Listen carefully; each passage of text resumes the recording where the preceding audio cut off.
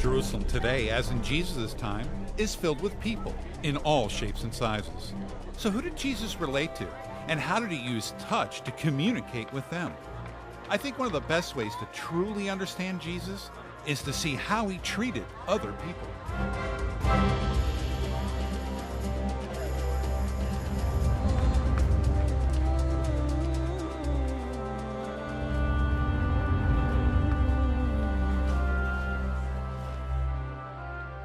Well, one of the things I've realized by reading the Gospels is how much Jesus loved people. He walked among them and got involved in their lives.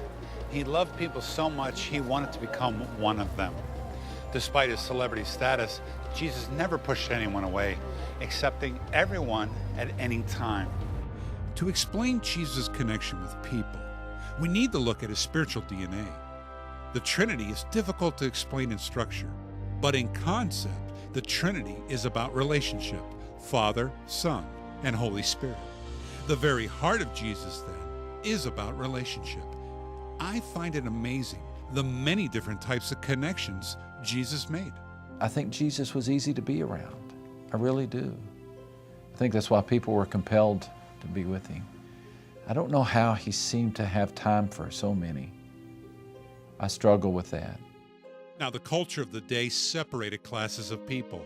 The rich from the poor, the sick from the healthy, the Jews from the Gentiles, the men from the women. Jesus broke down all those walls and associated with everyone.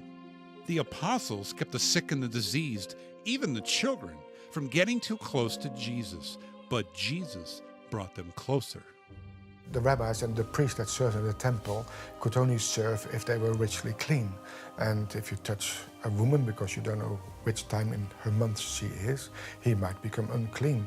If you touch a person suffering from a certain disease like leprosy, he could become unclean. When he touched a dead body, he would be unclean. And therefore they tried to avoid all contact. I think Jesus deliberately touched the leper that he healed to show that we should come in literal contact with those who have need and literally help them. Just like it would be like Jesus going to an AIDS or HIV ward, today. They would put distance boundaries. They'd say you cannot come within this certain period of space because if you do, then you're unclean. You got to go through all the rituals and all that. You've been bad because you've been tainted. And he's saying, no, that's not the way it is at all. I have no boundaries like this. He reached out to help his fellow men. He was not being contaminated by touching a person because as soon as he touched them, the person was healed. Jesus touched people because of the power of touch. The power of touch says, I value you enough to get this close to you. There's nothing between us any longer. And everything about Jesus said, I've come to remove the barrier. Physical touch was a very important affirmation. And looking them in the eye and releasing them from the social shame that they had that came with their diseases or their infirmities or their sins. I think that was all a part of setting the captive free, so to speak. He did it when nobody else would do it.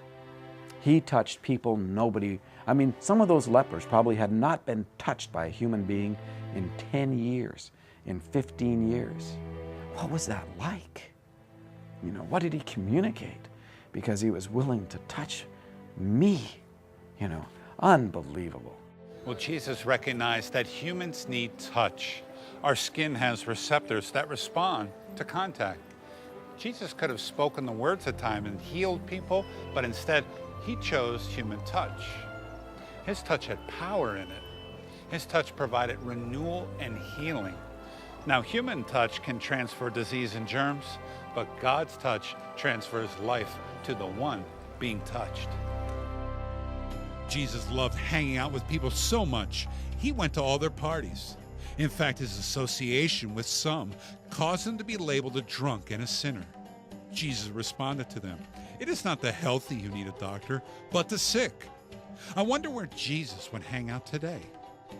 When you consider the spectrum of people that Jesus would hang out with, absolutely. He could go to gay bars, he could go to strip bars, he could go to the worst alleys where junkies shoot up. I couldn't go into those places, I'll be honest with you. I could not. I could stand outside of them and visit with people in the parking lot. But I'm not strong enough. I think many of us are concerned with our reputation, and more concerned sometimes with the reputation that we have than the people who are most lost. We tend to say Jesus would never go into country clubs or walk onto a golf course.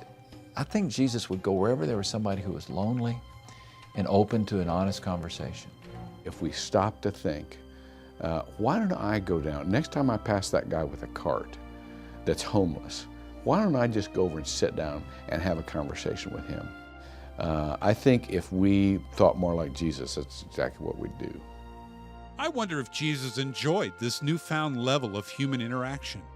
Did living as God in spirit form limit his ability to enjoy human contact on our level? You know, in some ways, we as humans get to experience things that those in the heavenly level only marvel at. Things like marriage and friendship and kisses on the cheeks and high fives and chest bumps after a touchdown. I bet Jesus enjoyed human relationship, relishing in it and becoming the supreme example of it. Who would he be with? He would be the worst with the worst. He would be with me. He'd be with the worst of us. He'd be with me. And I would love it. You know, we're not any different from each other.